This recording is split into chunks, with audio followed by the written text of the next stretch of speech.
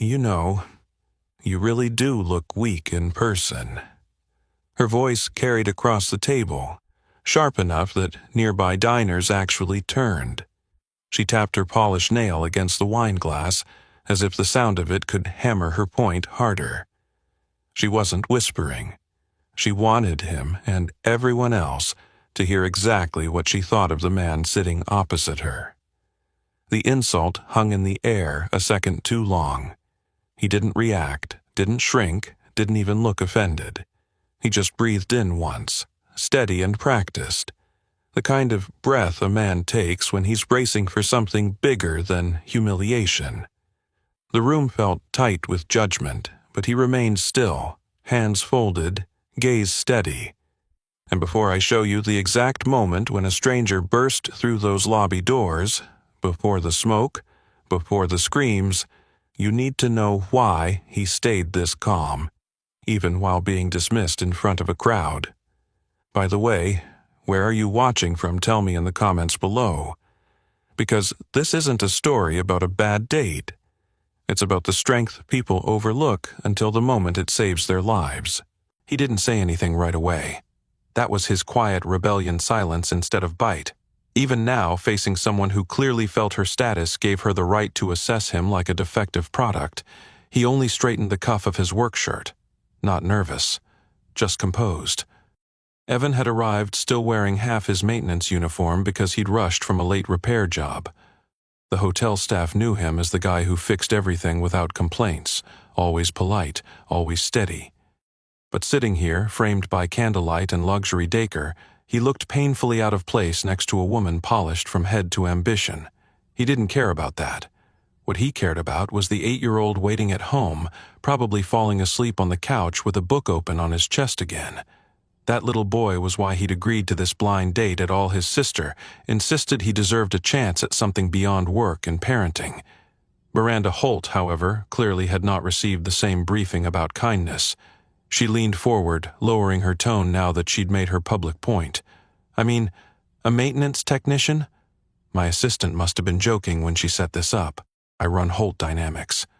I negotiate with companies worth more than your building. He didn't flinch.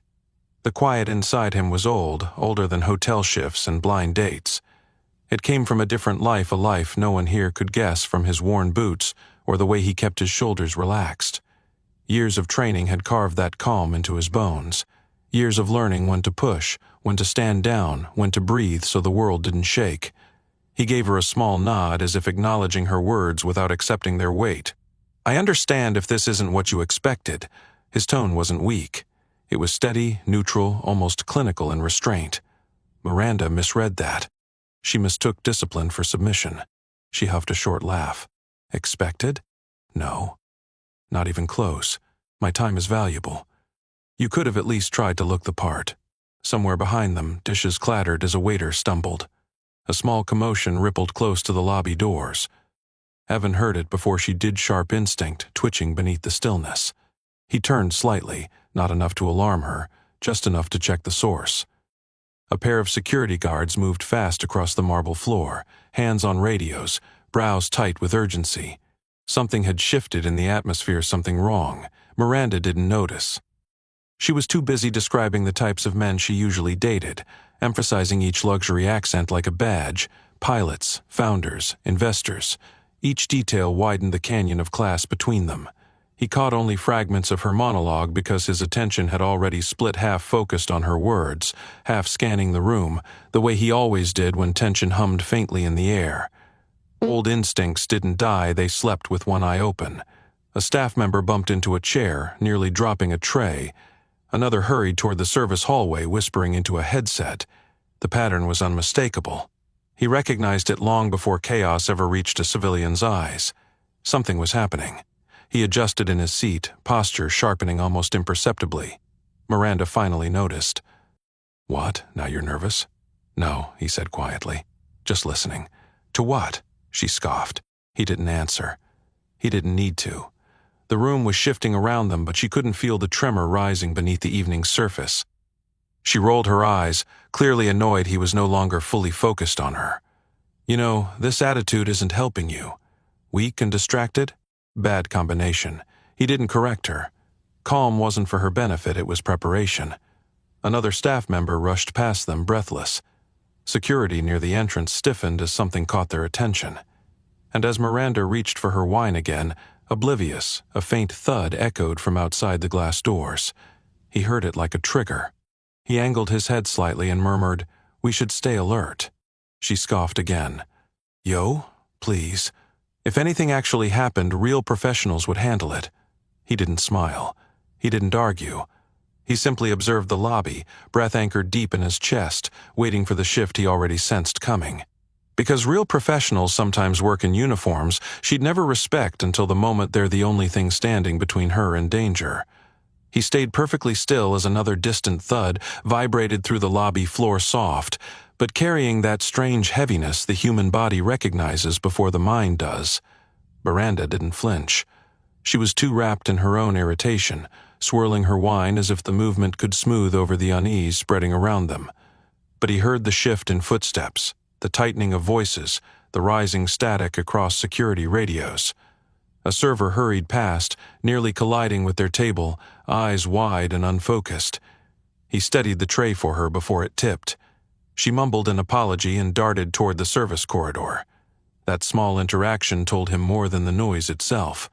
Staff weren't trained for concealment. Fear leaked through their movements before words ever did. Miranda sighed dramatically. "This is ridiculous. First, I get set up with someone who can't even dress properly, and now the service is falling apart. What next?" He didn't answer. His gaze stayed fixed on the lobby entrance. 3 security officers moved in a triangle formation toward the main doors, not slow, not casual, purposeful. Controlled urgency. A pattern he knew intimately from a different life. He rose halfway from his chair without thinking, muscles tightening with old readiness. Miranda frowned sharply. "Sit down. You're embarrassing yourself." Another muffled impact came from outside. This one she heard. She jolted slightly before trying to mask it with a steady sip of wine. "What? What was that?" He didn't sit. "We should be ready to move." "For what?" Her voice cracked before she caught it. He scanned the lobby again, guests whispering, a mother pulling her child closer, a businessman clutching his phone like a shield. The air carried that strange pressure, a room preparing for something no one had named yet. "I don't like your tone," Miranda said, trying to reclaim control through sharpness. "You're making it sound like something is wrong." He didn't soften his voice. "Something is wrong." The glass doors rattled violently. This time the entire room heard it. A hush fell, not silence, but that tight, collective inhale shared by strangers sensing the same danger. Security rushed forward, hands on holsters, forming a barrier between guests and the entrance. Miranda pressed back in her seat, finally shaken. Is this normal?" "No," he said simply. He stepped around the table, positioning himself between her and the lobby doors. The action was instinctive, not dramatic, not heroic. Just precise placement, the way he'd done hundreds of times during evacuations, raids, and medical extractions. Calm under fire was a habit, not a choice. The doors exploded inward. A man barreled through, shoving glass and metal as though the framework weighed nothing. Shouts erupted. People scrambled in every direction. The attacker tossed a small metal cylinder across the floor. It rolled, clicked twice, and dissolved into a cloud of thick white smoke that swallowed half the lobby. Screams fractured the room. Miranda froze. Her mouth opened, but no sound came out. She wasn't the only one. Dozens of guests lost orientation instantly as smoke blurred their vision and panic smothered logic. He reacted before thought. He grabbed Miranda's arm, steady but not harsh. "Move now." She couldn't. Her heels skidded against the marble as she tried to stand, breath shallow. She was powerful in meetings, confident in boardrooms, but here, in real danger, she was untrained and unprepared.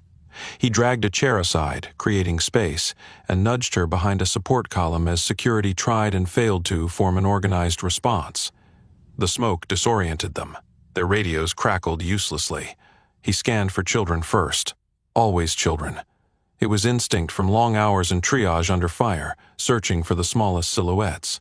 He spotted a boy crying near the reception desk, clutching a backpack nearly bigger than himself. No adult near him. No cover protecting him. He moved. Miranda shouted after him, voice cracking with fear. He didn't turn. The column shielded her for the moment. The boy had nothing. As he ran, he grabbed a heavy maintenance flashlight from a fallen card tool he'd used every day, suddenly essential. It wasn't a weapon, but it was solid enough to break glass, redirect crowds, or create signals through smoke. A simple object, humble, but powerful in the right hands. He slid across the floor, catching the boy before a panicked man tripped over him. "I've got you," he murmured, voice steady, grounding the child through tone alone. The boy clung to him instantly, shaking. Security attempted to rush the attacker, but smoke blinded them. The man swung wildly, knocking one to the ground. He shifted the boy onto his hip and navigated toward a temporary shelter point-of-service alcove he knew well from maintenance rounds. He set the child down gently and crouched to meet his gaze. "Stay here. Don't move until I come back." The boy's tears streaked through soot. He nodded. Miranda, still behind the column, watched everything. Her earlier insult echoed in her mind like a cruel joke. Weak. She called him weak. He was the only person moving with precision. He surveyed the lobby again, mapping movements, identifying choke points. His brain slipped into its old rhythm: assess, stabilize, redirect. Miranda managed to whisper, barely audible. How do you know what to do?" He didn't answer. Not because he refused to, but because an injured woman crawled into view, dragging herself with trembling arms. He ran to her, sliding onto his knees, checking her vitals with muscle memory older than his hotel badge. Another scream tore through the haze. Miranda shivered behind her column, gripping it like a lifeline. And for the first time, she understood. She wasn't the one evaluating him anymore. The world was, and he was rising to meet it. He checked the woman's breathing, 2 fingers against her neck, counting the pulses beneath smoke-thickened air. Shallow but present. Her leg was bleeding, not from a gunshot, more like from shattered glass when the doors blew inward. He tore a strip from the linen tablecloth beside her and wrapped it tightly around her calf. The motions were clean, efficient, the sort of movements that came from training, repeated until it lived in muscle, not memory. She tried to speak, coughing on smoke. He pressed a steady hand to her shoulder. "Save your breath. You're stable for now." His voice carried the same calm the boy had clung to moments earlier. Another blast of panic rippled through the lobby as silhouettes scattered. The smoke was thinning just enough for shapes to become visible: security officers struggling to regain formation, guests stumbling blindly, the attacker pacing erratically as if looking for someone specific. That unpredictability was the real danger. A target-driven threat was bad, an unfocused one was worse. Miranda remained behind her pillar, trembling, eyes wide and glistening with the dawning realization that she had misread everything about this man. She watched him tear his own sleeve to finish bandaging the woman's leg. She watched him check the attacker's position without panic. She watched him stay level while chaos swallowed the room. Another thud echoed something heavy thrown across the floor. Instinct snapped through him. He turned toward the alcove where he'd left the child, checking for movement. The boy was still there, knees pulled to chest, clutching his backpack like a shield. Good, but the attacker was shifting direction, now less wandering, more focused. His gaze tracked across the room toward the elevators. That was bad. The elevators were where dozens of guests had fled, believing they'd find safety inside. If he reached them, he rose swiftly. "Stay low," he told the injured woman. "Help is coming." He moved with the controlled stride of someone who had once navigated far worse environments: combat zones, collapsed structures, burning compounds. His boots were quiet on the marble, his flashlight clenched not as a weapon but as a tool, ready for whatever he needed it to become. Security tried to regroup, but the smoke and panic fractured their communication. Their radios were failing, static roaring through every attempt at order. One officer shouted for others to fall back, but another believed he meant advance. Miscommunication splintered their efforts. He understood the pattern instantly. This was what happened when a team relied on systems instead of instincts. When one failure took the whole structure down. He moved past the toppled chairs and spilled drinks, stepping around a falling chandelier ornament knocked loose by a fleeing guest. He approached 2 officers who were struggling to orient themselves. One waved frantic instructions. "Sir, get back. We need you to evacuate with the others." "Evacuation routes are compromised," he said calmly. "Smoke is driving civilians into choke points. You need containment, not retreat." The officers hesitated. His certainty unsettled them, not because it was wrong, but because it sounded like someone who had handled live threats before. "You a cop?" one asked through a cough. "No," he glanced toward the attacker, "but I've been here before." The officer opened his mouth to question further, but another scream tore through the lobby, a piercing cry from the far end, where a group of guests had been cornered by toppled tables. The attacker turned toward the sound. He didn't think. He acted. He cut across the room, stepping between overturned chairs and spilled silverware. Miranda watched him go, the shape of him disappearing into the thinning smoke.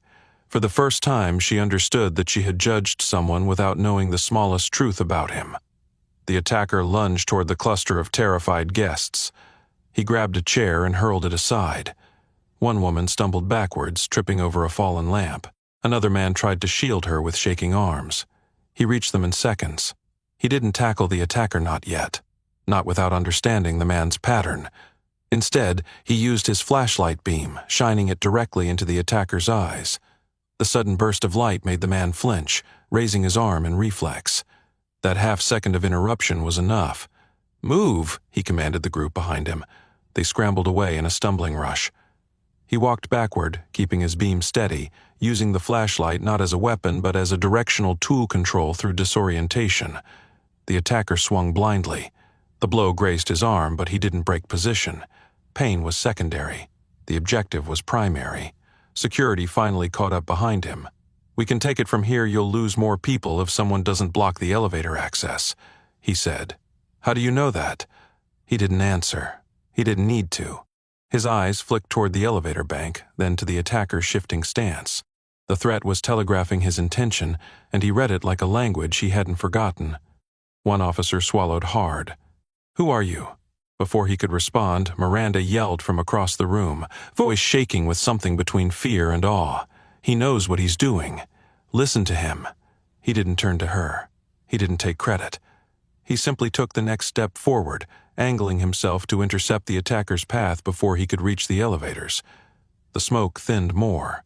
The attacker's silhouette sharpened. Guests clung to walls, trembling. The boy in the alcove watched with wide, terrified eyes. He steadied his breath. He centered his weight. And as the attacker roared and charged toward the elevator corridor, he moved to cut him off, not with anger, not with bravado, but with the calm certainty of a man who had once held lives in his hands and refused to let go.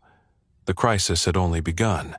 He stepped directly into the attacker's path, feet planted, shoulders relaxed, flashlight angled low so it wouldn't blind him but could be used the moment the man lunged. The attacker barreled forward with wild momentum, swinging a metal rod in a vicious arc aimed straight at his head. He pivoted, catching the blow across his forearm instead of his skull, redirecting it just enough that the attacker stumbled past him and slammed into the elevator doors. The metallic crash echoed through the lobby. Guests screamed. Someone cried for help. Security tried to regain formation, but the smoke disoriented them, creating shadows that looked like threats and threats that looked like shadows. He didn't waste the second the misdirection bought him. He grabbed a caution sign stand from the floor, lightweight plastic, but angled enough to serve as an improvised barrier, and stepped forward, placing it between the attacker and the terrified guests behind him. The goal wasn't to fight. It was to redirect, contain, and buy civilians time to move. "Back up," he told the group, voice steady and clipped. "Stay against the wall and go left." Now, they obeyed instantly. Fear made them compliant. His calm made them believe him without question. The attacker pushed off the elevator doors, shaking his head like a furious animal recovering from disorientation. His eyes locked on the moving crowd again. He roared and charged. He kept the barrier angled. The attacker slammed into it, knocking him back a step but not off balance. The plastic cracked but held long enough for him to twist sideways and shove the attacker away from the crowd. Not a strike, just a controlled redirection, the exact kind he'd practiced on uncooperative trainees years ago. Miranda watched from behind her column, her chest rising and falling in shaky bursts. She couldn't tear her eyes away. Everything she'd said earlier stabbed at her, sharp with shame. The man she'd dismissed was controlling the room better than her entire executive team handled quarterly crises. The attacker swung the metal rod again, this time catching the side of his ribs. Pain flared, hot and immediate, but he didn't retreat. He absorbed the impact with a grunt, grabbed the attacker's wrist, and twisted just enough to loosen his grip. The rod clattered onto the marble. Security hesitated, unsure whether to intervene or hold back. One officer started forward. He held up a hand without looking at him. "Get civilians out of direct line. He's unpredictable. Don't rush him." His tone wasn't commanding, but it carried the weight of someone who'd given orders under fire. The attacker lunged again, this time trying to reach the boy in the alcove. The child screamed. That sound cut through smoke, fear, and distance sharp enough to trigger something deep inside him. He surged forward, gripping the attacker's arm and dragging him sideways before he could reach the child. They slammed into a toppled luggage cart, metal rattling loudly. The attacker clawed at him, but he kept his center of gravity low, forcing the man's weight off balance. He wasn't trying to restrain him permanently, just long enough for security to reposition. "Get the kid," he called out. A staff member, shaking but responsive, reached into the alcove and pulled the boy into a safer corner. The child kept his eyes locked on him, terrified but trusting. The attacker wriggled free and scrambled to his feet, grabbing a shard of broken glass from the floor. It wasn't a weapon with reach, but desperation made it dangerous. The man slashed wildly. He stepped back, controlling distance, eyes constantly sweeping entrances, exits, security patterns, civilian clusters, potential fall zones. This was the kind of situational awareness he never talked about, the kind that came from nights spent stabilizing wounded soldiers while chaos exploded around him. He saw everything at once: the direction of smoke drift, the limp in the attacker's left leg, the weakened arm that held the glass shard, the way his breathing was ragged enough to predict bursts of energy followed by collapse. He didn't need weapons. He had knowledge. The attacker rushed forward again. He sidestepped, grabbed the man's wrist, and twisted sharply. The shard fell. He kicked it aside before it could be used again. Security finally saw an opening. Two officers moved forward with cuffs, trying to pin the attacker. But the man thrashed with unpredictable strength, nearly overpowering them. The struggle turned into a dangerous tangle. One officer pinned awkwardly, the other losing grip. He moved in without hesitation. He slipped behind the attacker, locked an arm around his elbow, and applied controlled pressure, just enough leverage to destabilize the man without causing permanent damage. It was a maneuver born from countless drills, the kind soldiers learned so they could subdue without escalation in civilian environments. "Hold him," he told the officers. This time they obeyed instantly. Together they forced the attacker onto the floor, securing his wrists with cuffs. As soon as the threat was contained, he stepped back, chest heaving quietly, ribs throbbing from the earlier strike. Smoke thinned enough to reveal his face clearly focused, alert, unshaken. Miranda stared at him like she'd never actually seen him before. The officer beside him finally found his voice. "Sir, you're not just maintenance, are you?" He didn't answer. His gaze swept the room again, ensuring no new dangers surfaced. Because the crisis wasn't over, not until every civilian was safe. And he could already see a new problem forming near the North Corridor, where more guests were trapped behind fallen debris. He turned toward it without hesitation. He moved toward the North Corridor, ribs aching with every step, but his focus sharpened instead of wavering. The debris blocking the hallway was a mix of toppled shelving, fallen decorations, and a broken service cart that had been knocked sideways when the crowd rushed earlier. Behind it, he could hear crying several voices, one distinctly that of a woman trying to calm someone younger. He crouched beside the blockage, testing its weight. Too heavy to lift alone in one piece. But there were angles he could break down, edges he could shift. Years of navigating collapsed structures in combat zones had taught him that debris was rarely one object. It was a puzzle disguised as chaos. "Security," one officer called from behind. "We need you back here." He didn't turn. "There are civilians trapped. This is priority." Another officer jogged up, panting. "We already called fire rescue." "They're 10 minutes out." "They don't have 10 minutes, he said, still analyzing the structure. "Help me move this top section." The officer hesitated only a second before stepping beside him. Together they shouldered the upper panel of wood, shifting it enough to create a gap. Dust drifted down. Someone inside coughed painfully. "It's collapsing." A girl's voice sobbed from the other side. "It's stable," he called back, voice steady enough to cut through panic. "I'm right here. We're getting you out." The officer looked at him again the same way others had been looking all night, like they were seeing a version of him that didn't fit the uniform he wore. But they didn't question him now, not after watching him subdue the attacker, not after witnessing the way he read danger like a language. They cleared the smallest section first, enough for him to slide through at an angle. He squeezed between the debris and wall until he entered the cramped pocket of space where 3 people were stranded. A woman with a bleeding forehead, a middle-aged man holding his arm awkwardly, and a girl no older than 13, shaking uncontrollably. He knelt beside the woman, assessing her wound. Forehead cuts always bleed more than they should, but she was conscious, pupils responsive. He tore another strip of fabric his shirt was nearly in shreds by now and pressed it against her wound. "You're going to be okay," he said softly. The middle-aged man winced, trying to adjust his arm. "I think it's broken. Don't move it," he instructed. "We'll stabilize it before moving you." The girl clutched her own hands so tightly her knuckles turned white. "Are we trapped? Are we going to be stuck here until the building collapses?" His voice was firm but kind. "Nothing is collapsing. You're scared, not stuck." Her breathing hitched, rapid and shallow. He recognized the early signs of hyperventilation. "What's your name?" he asked. "Emily." "Emily, I need you to match my breathing, all right? Watch me." He inhaled deeply, slow, controlled, steady. He made sure she saw the rise of his chest. She tried to mimic him. The first attempt shook. The second settled. By the third, her breath synced with his. The woman whispered, "You're good with people." He didn't respond. This wasn't about conversation.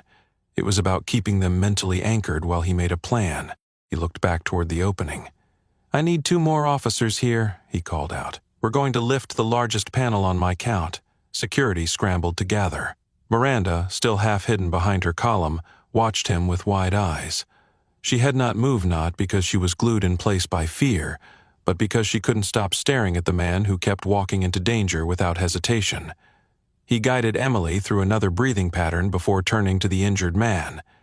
"We need to immobilize your arm." "With what?" the man asked, grimacing. He scanned the debris pile. Broken wood, metal rods, wires. Too sharp, too unstable. But then he spotted it, the maintenance flashlight still clipped at his belt.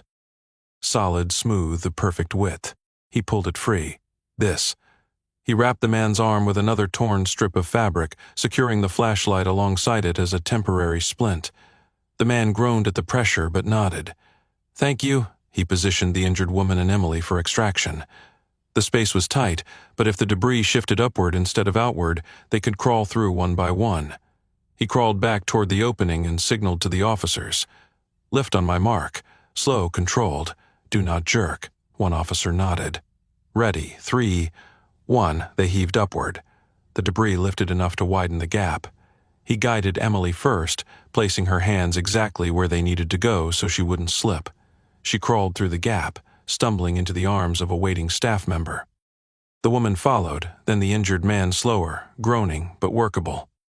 Once they were out, he allowed the officers to lower the debris again. Stability mattered more than speed now.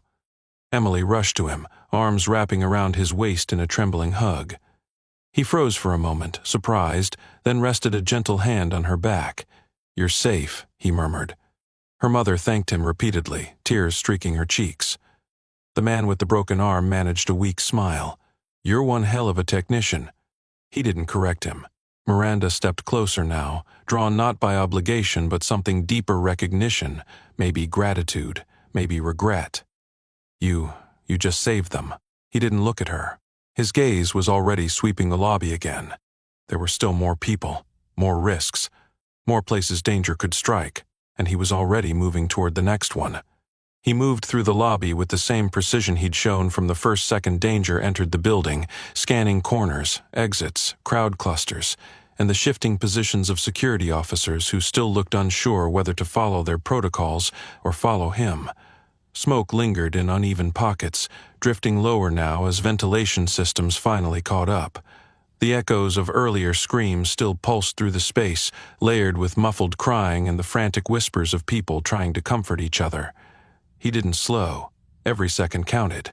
A security officer jogged alongside him, breathless. "Sir, wait, what exactly are you trained in?" "Nobody moves like that unless focus on the room," he replied calmly. The threat wasn't acting alone. His behavior pattern is too erratic for a single objective attack. The officer stiffened. You think there's another one? I think we prepare for anything. His tone wasn't speculation, it was assessment. In his past life, assuming the threat was neutralized was how people died. He scanned the room again, noting the clusters of frightened guests huddled behind overturned furniture. Some were tending to minor injuries, some were frozen entirely. He approached one of the remaining security staff older, more seasoned. I need the building schematics in your head. Where are your blind spots? Service corridors? Maintenance shafts? The man blinked, startled that someone outside the department would ask so specifically. Blind spots, east service tunnel, janitorial corridor behind the banquet room, and the side stairwell has terrible camera coverage.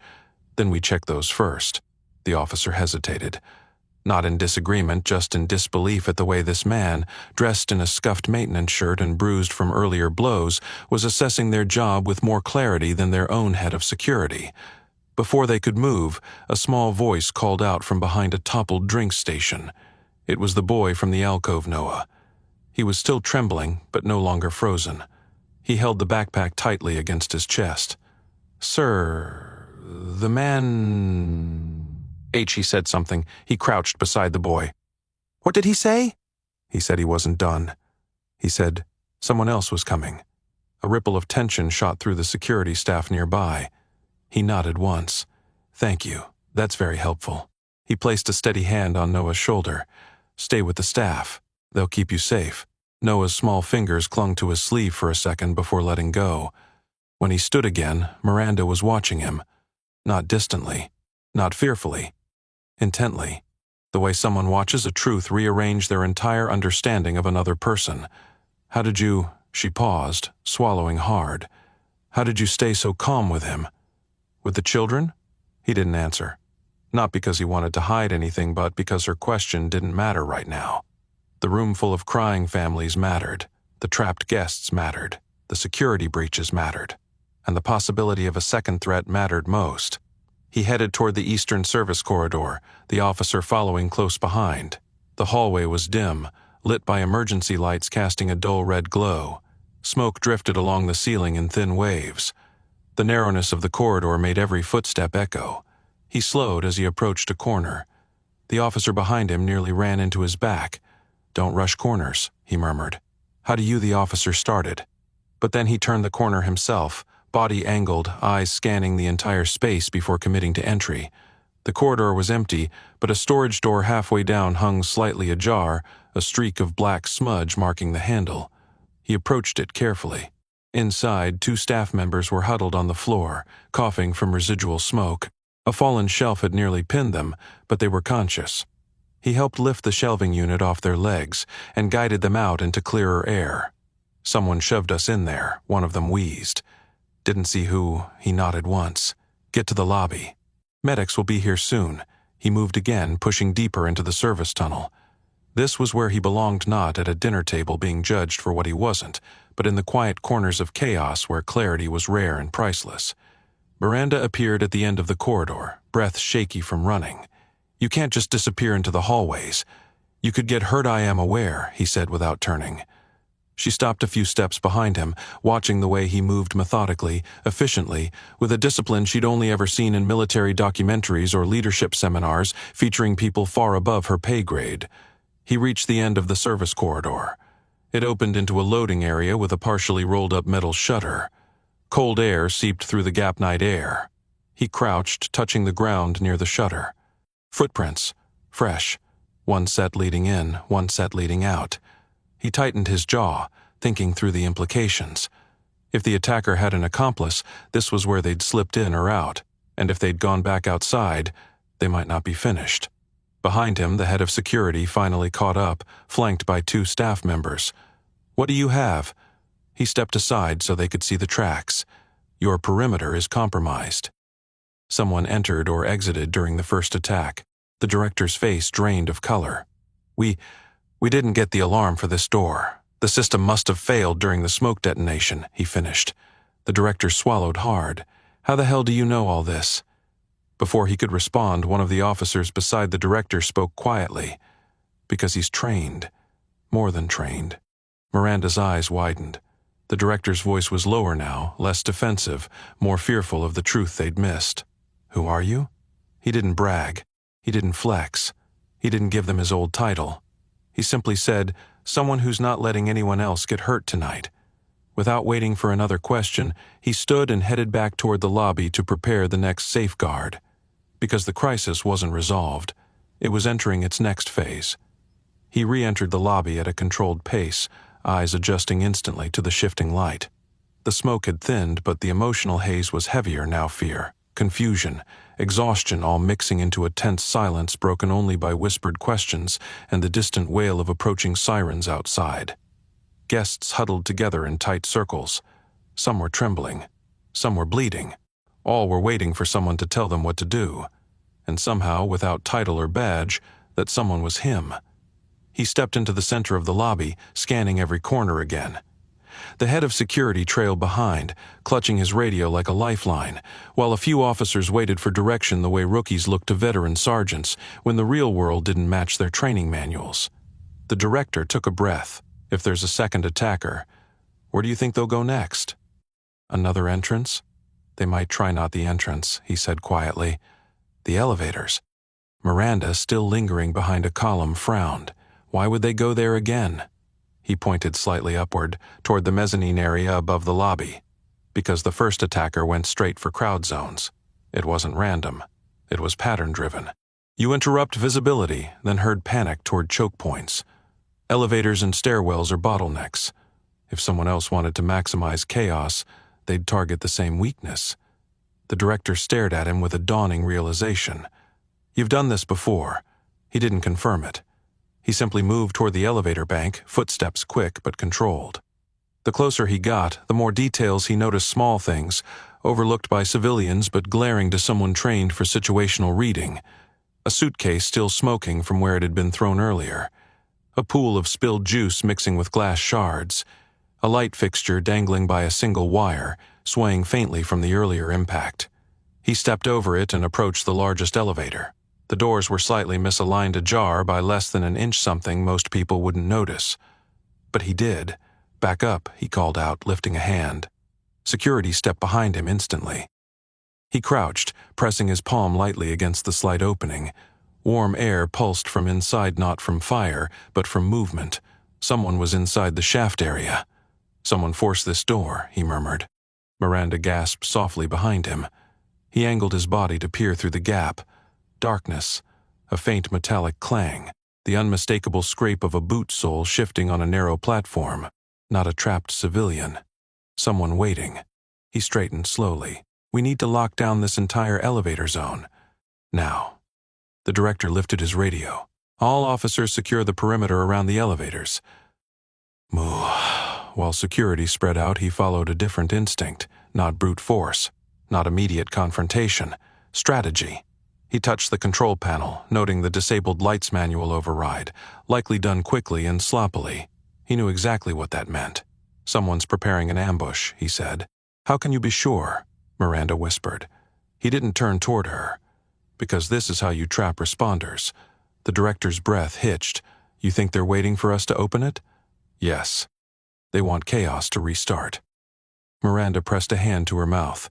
"Then what do we do?" He didn't hesitate. "We bypass the trap. Use the service stairwell behind the banquet hall to approach from the upper access door." The director blinked. "The one for technicians only?" He nodded. "Exactly. They won't expect anyone coming from above." One of the younger officers shook his head. "But those doors require a coded keycard. They're locked down after hours." He stared at him a moment, then tapped the side pocket of his shirt. "I have one." The officers exchanged confused glances. Miranda's eyebrows shot up. "You have access to secure floors?" He didn't respond. He didn't need to. His job as a maintenance technician granted access to every service tunnel, stairwell, storage facility, and emergency hatch in the entire hotel. Places even executives didn't know existed. Places where danger could hide and safety could be built. He moved toward the banquet hall corridor without waiting for questions. The director followed, breath uneven. Miranda hesitated at first, but something in her shifted an internal pull she didn't fully understand yet. She stepped forward. "Wait, don't go alone." He didn't slow his pace, then keep up. They followed him down the dim service hallway. Dust drifted from the ceiling where vibrations from earlier impacts had unsettled loose plaster. The air tasted slightly metallic, the way enclosed spaces did when adrenaline filled them. At the end of the hall, he reached the reinforced door. The lock beeped softly when he swiped his keycard. The door opened with a metallic click. The stairwell was narrow, lit by flickering emergency lights. He stepped inside. The director and 2 officers flanked him. Miranda stayed near the doorway, torn between fear and the magnetic pull of understanding the truth about this man. He climbed quickly but silently, placing each foot carefully to avoid echo. At the 3rd landing, he stopped abruptly and lifted a hand. Everyone froze. A soft clang vibrated through the wall, then a voice-low male muttering curses beneath his breath. The second attacker wasn't in the elevator shaft. He was in the service landing above them, setting up something. The director whispered, "What's he doing?" "Improvising," he murmured. "Setting a device or blocking escape routes. Either way, we intercept now." He pointed to one officer. "Cover the left side." To the director, "When I move, you follow." To the second officer, "Block the staircase behind us." He didn't bark orders. He delivered them the way a person does who has led before, who knows how to guide others through fear without feeding it. Then he moved, climbing the last steps with deliberate, silent precision. At the top, he paused, listening. A clatter, a grunt, a sharp metallic snap. He burst through the final turn, grabbing the second attacker before the man even realized anyone was behind him. They slammed into the side rail, tools scattering across the floor. The attacker kicked wildly, but he pivoted, using the rail to pin the man's arm and force him sideways.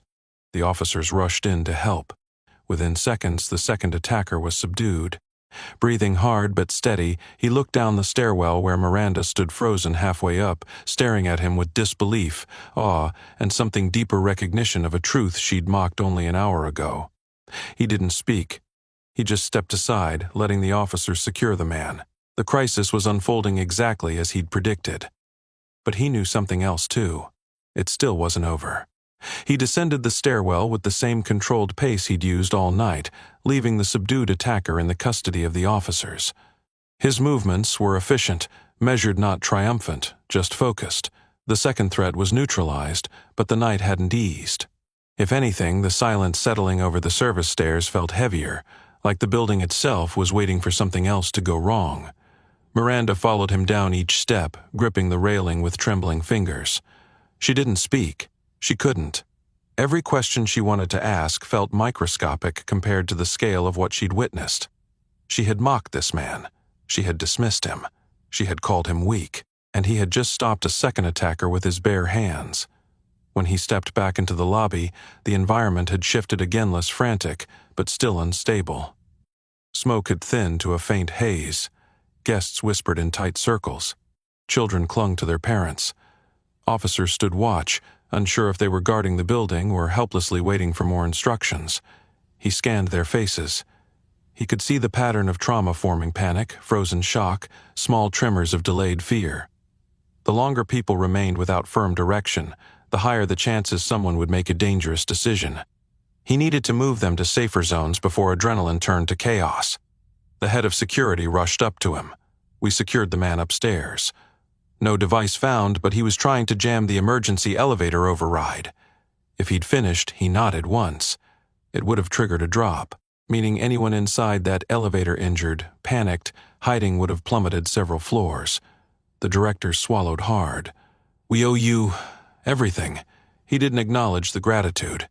His attention had already shifted to the other side of the room where several guests were crying against a wall, unable to move. He walked toward them. A middle-aged woman clutched her teenage son, shaking uncontrollably. "Is it over?" she whispered. "For now," he said, "but we're not finished keeping you safe."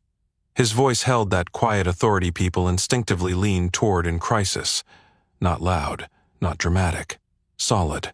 He turned to the officers nearby. "Split remaining guests into groups of 10. Move them to the banquet hall. It's the safest open space area with multiple exits." "But, sir," one officer muttered reflexively, "you shouldn't be giving the director cut him off. Do as he says." He didn't look back at them. He simply continued.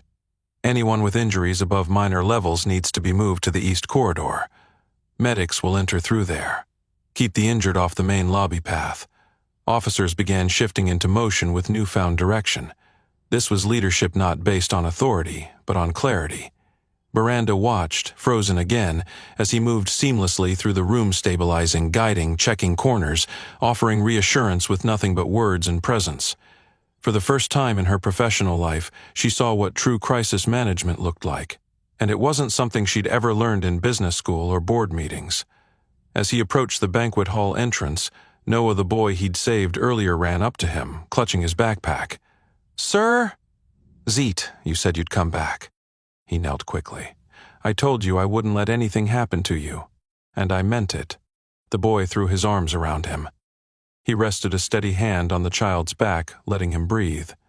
"You're safe now, Noah. Stay with the staff in the banquet hall, okay?" Noah nodded and hurried to join the others. Miranda approached slowly. You're incredible." Her voice cracked on the last word. He didn't answer. Not out of cruelty, but because he was already assessing the next movement pattern, the flow of guests exiting the lobby, the officers positioning themselves along walls, the faint emergency lights blinking in the corridor. She swallowed hard. Everything I said earlier, I didn't know. I didn't understand. Still no response. Her chin trembled. "You saved those people. You saved all of us. I misjudged you completely." He finally looked at her, not with anger, not even disappointment. Just calm, steady realism. "We don't have time for that right now." The words weren't harsh. They were truth, and somehow that hurt more than any scolding could have. Suddenly, a loud metallic clang rang from the far end of the building. Every head snapped toward it. A metal shutter somewhere deeper inside had slammed shut from impact or malfunction. He couldn't tell yet. He straightened instantly, body shifting back into alert mode. "What was that?" Miranda whispered. "Something heavy," he said quietly. "Let's move." Security officers converged around him again, waiting for direction like gravity pulled them toward him. He led them toward the source of the sound, the hallway near the utility wing. The shutter there had fallen halfway from the top, jammed and crooked. Behind it, a small crowd of guests was trapped, banging against it desperately. An officer swore. "We can't lift that without tools." He stepped forward, crouching to assess the hinge. "We don't need to lift it. We need to redistribute the weight and leverage the pivot point." He touched the lower bracket worm from friction. "Get me a metal rod or a broom handle," he said. A staff member sprinted away and returned seconds later with a sturdy pole. He inserted it into the crack near the hinge and angled his weight downward, not jerking, just applying controlled force. The shutter groaned. The hinge shifted. A gap widened. He nodded to the officers. "Pull." Together they lifted the jammed shutter high enough for guests to scramble underneath. One woman collapsed into his arms, sobbing. He steadied her with a gentle grip. "You're safe now." When the last trapped guest slid through, he let the shutter fall. The clang rattled the floor, but the danger below it was gone. The director exhaled shakily. "Is there anything you can't do?" He didn't answer. Instead, he scanned the lobby one more time, counting injured, counting officers, counting gaps. Sirens blared outside, closer now, louder. Miranda stepped beside him, voice soft. "Is it finally over?" He shook his head. "It's just begun." The sirens outside grew into a piercing chorus, their reflections flashing red and blue across the hotel's glass walls. He stepped toward the entrance, scanning the thinning smoke, the clusters of shaken guests, and the shifting silhouettes of officers who were waiting for first responders like students watching the arrival of a headmaster. The crisis had swallowed the building for long enough. Now it was time to shift roles from holding the line to handing it off. But nothing in his body relaxed. Not yet. "EMS is here," a security guard called out, voice cracking with relief. He nodded once, not in celebration but in acknowledgement. The presence of medics didn't mean victory, it meant coordination, and coordination meant precision. Too many people were still in unstable condition. Too many corners of the building remained untreated, and the threat, though neutralized, required containment. He'd seen disasters where late-stage chaos claimed more lives than the attack itself. "Open a clear path," he instructed. "Create a direct lane from the entrance to the triage zone." Security jumped to follow him, no longer questioning why he led. The head of security barked orders that aligned with his movements, and within minutes the cluttered lobby formed into a structured corridor, tables pushed aside, crowds moved to safe pockets, debris cleared as much as possible. Medics rushed in, wheeling equipment. He stepped aside, allowing them through, then guided one toward the injured woman from earlier. Laceration to the leg, possible glass fragments. Bandaged but needs irrigation and cleaning. The medic glanced at him, eyebrows raised at the efficiency of his report. You a paramedic? Not anymore. Not wrong. Not entirely right. Enough to move the medic on. Another medic approached the man with the makeshift flashlight splint. Who stabilized this? He didn't answer. A civilian pointed at him. He did, the medic blinked. This is actually textbook. Perfect angle. Perfect pressure. The praise wasn't for him, it was for the patient. That was fine. He moved on. Miranda hovered a few steps behind him, watching everything unfold. She didn't try to speak again. Her earlier words, the cutting, careless insults, clung to her like smoke, and the deeper truth she'd been forced to confront sat heavy in her eyes. Not weak, not small, not laissez. He was the only reason the lobby wasn't a morgue. He approached the boy again, kneeling to meet his eyes. How are you holding up? Noah clutched his backpack tighter. Are you okay? He managed a faint, tired smile. Good enough. The boy threw his arms around him again, small body shaking. He held him for a second longer than before, grounding him, letting him breathe before gently sending him toward the banquet hall with a medic escort. As soon as Noah was out of danger, he pivoted back to the staircase where the second attacker had been captured. Officers were dragging the restrained man out, muttering under their breath about motives, accomplices, and charges. The director looked overwhelmed, blinking rapidly as if trying to process the scope of everything they'd missed. He approached the director, lowering his voice. Lock the mezzanine. Restrict access to all maintenance hatches. And don't let anyone touch the elevator systems. They need full inspection before operation. The director nodded quickly. Right. Yes. Absolutely. He was about to move on when two police officers entered from the side door, guns holstered but posture professional. One of them stepped forward. Which one of you coordinated containment? The director opened his mouth, then closed it again. Slowly, he pointed. The officer turned toward him. Sir, we need a rundown of initial threat, movement pattern, injuries, and response. Your leadership prevented escalation. We'd like your statement first. He shook his head. Tend to the building first. People need stability before reports. The officer hesitated. Are you sure? Usually protocol doesn't matter until they're safe. His tone shut down the debate instantly. Miranda pressed a trembling hand to her chest. She watched him as if watching a truth reshape itself in front of her. The man she'd once measured by career, clothing, and status now stood at the center of a crisis he'd quietly prevented from becoming a catastrophe. She stepped closer. You've saved everyone in this lobby. He didn't answer. Instead, he surveyed the last clusters of injured guests, looking for anyone who hadn't yet received care. One woman was still hyperventilating against the wall. He approached her gently, guiding her through slow inhalations and exhalations until her panic softened. You've done enough for tonight, Miranda whispered, almost pleading. You should rest. He glanced at her. Not until everyone's accounted for. But that's not your responsibility. His gaze held steady. It is now. They stood there, caught between exhaustion and realization. The emotional weight in her chest pressed harder, the shame of her earlier assumptions, the awe of the man he was, and the fragile gratitude that made her voice tremble. Before she could speak again, a paramedic called out, We need immediate help stabilizing a child with a head injury. He turned immediately. Miranda watched him move, watched the determination in his stride, watched the way he didn't pause to question his worth or obligation. He was already kneeling beside the injured child, assessing vitals, directing medics on positioning, adjusting compression on a wound with practiced ease. Every officer, every medic, every frightened guest saw it, saw him. Not the maintenance uniform, not the mismatched dinner clothes, not the social status. Just the man who had guided them through hell and never once asked for recognition. When the medics took over fully, he finally let himself exhale, ribs aching with each breath. Miranda approached again, softer this time. You've done more than anyone here. More than security. More than anyone. He didn't answer. He didn't dismiss her. He just stood there, breathing slowly, scanning the room as though danger could still be hiding behind the calm. Because crises didn't end when the alarm stopped. They ended when the last person was safe, and he wasn't done until that moment arrived. He stayed near the triage zone even after the medics took full command, arms crossed loosely, posture steady, eyes sweeping the lobby with that same relentless vigilance. The building felt different now. Not safer, not yet, but no longer on the edge of collapse. The worst had passed, but the aftermath had its own dangers: shock, miscommunication, hidden injuries, emotional spirals. He'd seen soldiers survive firefights only to unravel once the noise stopped. Civilians were no different. Miranda stood several feet away, watching him. There was no judgment left in her expression, only something rawer, quieter, a mix of realization and regret.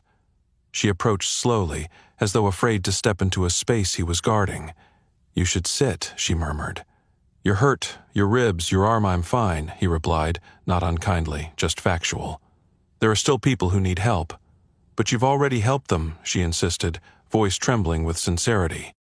"More than any of us could have." He didn't respond. He stepped away instead, moving toward a man who was shivering uncontrollably, hands shaking too badly to drink water a medic had given him. He knelt, guided the cup to the man's lips, waited until the tremors eased. Miranda watched him with something close to awe. A police lieutenant approached then, clipboard in hand. "Sir, we need your full statement now. Your actions tonight prevented significant casualties. We're recommending commendation to the city." He shook his head. "Statements can wait." The lieutenant frowned. "I understand your humility, but this is critical information. And frankly, my team is saying you practically ran the response inside." "He did," Miranda said, stepping closer, voice steadier now. "You should have seen him before you arrived. He handled everything." Her tone carried weight, one of the city's most influential CEOs vouching for a hotel maintenance technician. But he still gave the lieutenant the same measured answer. "People first," he said. "Reports later." The lieutenant looked like he wasn't used to being told no. But he also wasn't used to being wrong, and tonight he clearly was. He nodded and backed away. He turned his attention back to the room. Medics were moving efficiently now. The injured were being stabilized. Officers guarded access points with a confidence they hadn't possessed earlier. Guests had stopped crying and started whispering the same word in small, reverent murmurs. Harrow. He didn't hear the word, but Miranda did. And each time she heard it, her chest tightened. A paramedic carrying a medical kit glanced at him. "You know, you could have been leading a trauma unit with those hands." His tone wasn't joking. He didn't respond. Instead, he noticed a small girl standing alone near the corner, her dress torn, eyes wide. She wasn't injured, but she was lost, no parent in sight. He approached her slowly, crouching so he was eye level. "Hey," he said gently. "Who are you here with?" My mom," she whispered. "She ran when the loud sound happened. I fell. I don't know where she is." He softened his voice further. "You're safe now. We'll find her, okay?" She nodded, tears clinging to her lashes. He guided her to the medics, ensured they'd help locate the mother, then stood again slowly this time. His ribs protested. His forearm throbbed from the earlier blow, but pain wasn't priority. Movement was. Miranda stepped closer again, unable to keep distance. "You don't stop, do you?" He didn't look at her. "Stopping gets people hurt." She swallowed hard. "Who taught you all this?" He paused, not because the question offended him, but because answering required opening a door he'd intentionally kept shut. "Experience," he said quietly. "That's not experience," she whispered. "That's training, real training. The kind you only get from something." Betrayal, he didn't confirm or deny. He simply turned away when another medic called for extra hands lifting a stretcher. He moved with them, guiding the motion, supporting the injured man's shoulder to keep the wound from reopening. Miranda watched him work alongside police and medical teams as though he belonged there because he did. She had built entire companies, brokered deals worth millions, commanded boardrooms with ease. But she had never seen leadership like this. Effortless, compassionate, unselfish, performed without expectation of reward. And the more she watched, the more shame pooled beneath her ribs. She had mocked this man, mocked his clothes, mocked his job, mocked what she assumed was small ambition. Yet he was the reason everyone was alive. When he finally stepped aside, breath heavier now, she approached again, this time with purpose. "You're not a maintenance technician." He met her gaze. Calm, neutral, not defensive. "I work maintenance," he said. "That's not what I meant." Her voice cracked. "You were someone before this. Someone trained. Someone who saved people before tonight." He didn't blink. "A longetimiagor." The truth sank in. Miranda's breath trembled. "And then you became this? A quiet job? A simple life?" His eyes softened not in vulnerability but in clarity. "My son needed me to be home, not deployed." The world seemed to tilt under that single sentence. A father, a protector, a man who had walked away from chaos for the sake of a child. Her throat tightened. "Your son, he must be so proud." He shook his head slightly. "He's young. He just needs me to show up." Miranda exhaled slowly, guilt pressing down like weight. "I misjudged you, completely, and I'm sorry." He didn't dismiss her this time, but he didn't absolve her either. Before she could say more, the police lieutenant called again. "Sir, the press is gathering outside. They want to speak to the person who prevented mass casualties." He turned to face the lieutenant, to face the choice of stepping into the spotlight or continuing to protect the people quietly. Miranda waited to hear his answer. He gave the same one he'd been giving all night. "Not until everyone is safe." And he moved back toward the remaining guests because leadership didn't end when danger passed. It ended when every last person had been carried out of fear. He moved toward the final cluster of guests, the ones who hadn't yet been guided out because they were too shaken to stand or too numb to understand they were safe. Police had created a buffer around the lobby, medics were finishing final checks, and officers were escorting families to the banquet hall exit, where buses waited to relocate them to a temporary shelter. The building was stabilizing around him, but he didn't let the tension in his shoulders ease. Not yet. A woman clutched her husband's jacket near the entrance, trembling as sirens flashed across her tear-streaked face. He approached her slowly. "Ma'am, can you walk?" She swallowed hard. "I think so. Good. I'll walk with you." He supported her elbow, keeping his steps slow until she reached the officers waiting near the exit. The moment she crossed into their care, she broke down in sobs of relief, and he gave the officers a nod before turning back toward the lobby again.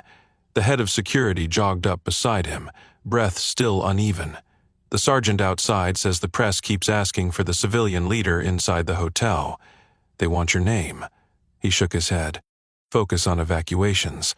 "You can't avoid the media forever," the director insisted. "Your actions need to be recognized publicly. People saw what you did." He didn't respond. Recognition was irrelevant. Safety wasn't. He scanned the room once more, landing on a small cluster of older guests near the far column seated, stable, but too afraid to cross the lobby floor. He walked toward them. One of the men lifted his head, voice shaking. "Sir, are we clear? It's really over?" "It's over in this room," he answered gently. "Let's get you out." Two officers stepped beside him to assist. Together, they guided the group across the lobby in slow, steady steps, careful not to rush them. Trauma wasn't something you pushed people through. It was something you carried them out of. Miranda watched from the base of the mezzanine stairs. She hadn't taken her eyes off him for more than a few seconds since the chaos began. Each gesture, each calm correction, each steady breath, each quiet reassurance stripped away another layer of the assumptions she'd built her life around. Power wasn't in wealth. Strength wasn't in titles. Leadership wasn't in boardrooms. It was here in the quiet, deliberate movements of a man who chose service over ego and responsibility over reward. When he finished escorting the elderly group, she finally stepped forward, blocking his path unintentionally. "Please," she said softly, "just give me a moment." He paused, not annoyed, not impatient, just present. She took a breath. "Earlier tonight, I said things I can't take back. But I am asking you please let me say them properly." He didn't speak, letting her continue. "I called you weak." Her voice cracked, guilt pulling the words apart. "I humiliated you in front of strangers. And then you saved every one of us. Not because it was your job. Not because anyone ordered you to, because that's who you are." Her throat tightened. "I misjudged everything about you." His expression remained steady, but something in his eyes softened barely, but undeniably. She went on. People like me walk through life thinking we understand strength, thinking we know who deserves respect. But tonight, you showed me what real strength looks like. Quiet, steady, selfless. Before he could respond, the police lieutenant approached again, breath urgent. "Sir, there's a crowd forming outside. People who made it out earlier told reporters about you. They're chanting for you to come out. And the commissioner is asking for your presence at the perimeter." Miranda looked between them. "They want to thank you." He let out the faintest exhale, fatigue creeping into his posture at last. His ribs throbbed, arm aching, breaths growing heavier with each movement. Hours of adrenaline were draining out of him now, replaced by the weight of the night. But he shook his head again. "Not until the last guests are out." The lieutenant blinked. "We're down to the last group. 5 people still refusing to leave until they know the threat is gone." He nodded. "Where? Near the South Lounge?" He headed there instantly, Miranda trailing behind him. The South Lounge was dim, lit only by flickering exit signs. 5 guests sat huddled near the far wall, 2 women, a man and a teenage couple. Their eyes were wide, reflecting both fear and disbelief as he approached. "Are you all hurt?" he asked. "And no," one of the women stammered. "We just couldn't make ourselves move." "That's okay," he said. "You're safe now. I'll walk you out." They slowly rose, leaning on one another. He guided them toward the exit with unhurried steps. When they reached the officers outside, one of the women turned and whispered, "Thank you for everything." He nodded once simple acknowledgement and stepped back inside for a final sweep of the lobby. But before he could move again, a loud cheer erupted from just beyond the doors. Voices rising, calling out. A chant, not aggressive, not demanding, grateful. Miranda looked toward the entrance, eyes widening as more voices joined in. "They're cheering for you," the head of security approached, hands clasped behind him. "Everyone inside is accounted for. You're the reason." The police lieutenant stepped beside him. "Sir, the commissioner wants to address the crowd with you at his side." He stood there, finally still. This was the moment many people would step into to be honored, to be recognized, to let the world see what they had done. But he wasn't most people. He glanced at the last medic packing supplies, the last officer escorting a family, the last trembling guest hugging a loved one. Then he turned back to the lieutenant. "I'll come," he said quietly. "But only if you're sure everything inside is safe." The lieutenant nodded. "It is." He finally exhaled, letting the tension drain from his shoulders. "Then let's go." Miranda watched him walk toward the doors toward a crowd chanting for the man she once dismissed. And for the first time tonight, she felt the swell of something she couldn't ignore. Respect. He stepped through the lobby's shattered threshold and into the night air, where the flashing lights of police cruisers painted the pavement in alternating washes of red and blue. The cold breeze hit his sweat-soaked skin, but he didn't flinch. He'd walked out of many buildings after chaos-burning compounds, collapsed structures, evacuation zones, but this was different. This time, he wasn't leaving behind fellow soldiers. He was leaving behind terrified civilians who were alive because he'd refused to stand still. A crowd gathered behind police tape erupted when they saw him. Cheers, applause, voices calling out from every direction. He wasn't used to the noise. Praise had never been part of his old life, but he didn't react with shock or discomfort. He simply stood there, steady as ever, letting their relief wash over them rather than over him. The police commissioner strode forward, adjusting his cap. "You're the civilian who led the internal response?" He shook his head slightly. "I helped where I was needed." The commissioner smiled not dismissively, but with genuine respect. "You did more than help. You prevented a mass casualty event." He turned to the crowd. "Ladies and gentlemen, this man saved dozens of lives tonight." Applause roared louder. He stayed centered, feet planted, gaze calm. For the first time all night, he let himself breathe a little deeper. Miranda stood behind the commissioner, hands clasped together, watching him with the same expression she'd worn since the moment she realized who he truly was. Not a look of gratitude alone. Something more complex. More human. The commissioner leaned in. "May I ask your name for the record?" He hesitated not to hide, but because his instinct was always to stay small. But staying small wasn't the lesson his son needed to see. Being steady wasn't enough. Sometimes truth had to be spoken aloud. "Evan Mercer," he said quietly. The commissioner nodded. "Evan, the city owes you." He didn't respond. He wasn't here for praise. A murmur moved through the crowd, a ripple of whispers. Evan Mercer, Evan, the man inside, the hero. He took a step toward the railing, scanning the dozens of faces, some bruised, some bandaged, all alive. Then he spoke, his voice steady but softer than the sirens and shouting. Everyone out here did their part tonight, he said. The medics, the police, the staff, the people who helped strangers get up when they fell. He paused, breath fogging in the cold air. Crisis doesn't care about status. It cares about actions. The crowd went silent. He glanced back toward the hotel's doors. What happened tonight, it's not about me. It's about how you protect each other when fear is loudest. Those words landed harder than any speech the commissioner could give. A moment later, Miranda stepped closer. She waited until the commissioner finished speaking to the press, then approached Evan slowly, carefully, as if finally understanding she was stepping into the presence of someone whose life measured strength by a different scale. She took a breath. Evan. He turned toward her, expression neutral but not closed. I owe you more than an apology, she said. You didn't just save me. You showed me who you are, and who I failed to see. He didn't soften, but the sharpness in his eyes eased. People say things they don't mean under pressure. That wasn't pressure, she whispered. That was arrogance. And I'm sorry. He gave a small nod, not forgiveness, not dismissal. Just acknowledgement. She continued, quieter now. You said earlier your son needs you to show up. Tonight, you showed up for everyone. His gaze drifted toward the distant lights of the city. I show up because it matters. He needs to grow up knowing strength isn't loud. Miranda swallowed. Then he's learning from the right person. Silence settled between them, not heavy, not tense. Just real. An officer approached from behind. Sir, we've swept the entire building. Your involvement is no longer required.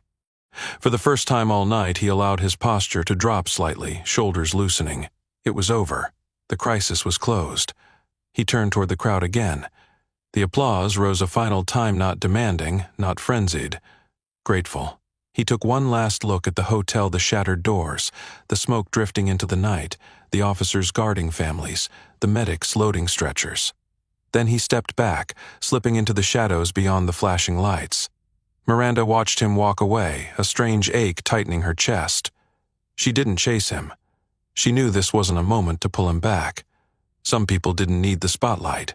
They just needed to know they'd done enough. And Evan had done more than enough. He walked down the quiet sidewalk alone, ribs aching with every breath, forearm bruised, clothes torn but alive. And somewhere at home, his son was safe, asleep, unaware that his father had spent the night carrying an entire building through terror. That was the only recognition he needed. As the night settled, his steady footsteps faded into the distance, leaving behind a crowd chanting his name, a city indebted to him, and a woman who'd learned what true power looked like. Subscribe and don't miss our next story. Something big is coming next, trust me, you'll feel it. And tell me in the comments, what injustice should we tackle next?